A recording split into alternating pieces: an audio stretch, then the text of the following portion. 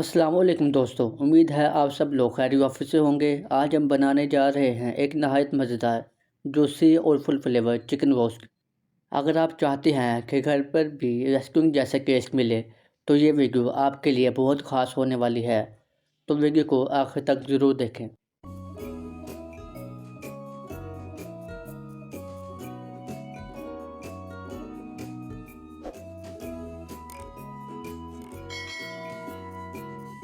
تو سب سے پہلے بات کرتے ہیں ہمارے چکن کی۔ یہاں میں نے لیا ہے ایک مکمل چکن۔ آپ لیگ پیس یا سینے کا پیس بھی لے سکتے ہیں، جسے ہم اچھی طرح صاف کر لیں گے۔ اب ہم اس میں ٹک لگا لیں گے تاکہ میرینیشن اچھی طرح اندر تک جا سکے۔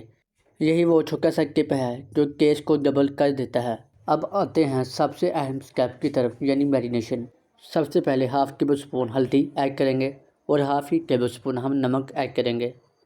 نمک حسب ضرورت آپ کم زیادہ کر سکتے ہیں۔ اس کے بعد ہاف ٹیبل سپون گرم مسالہ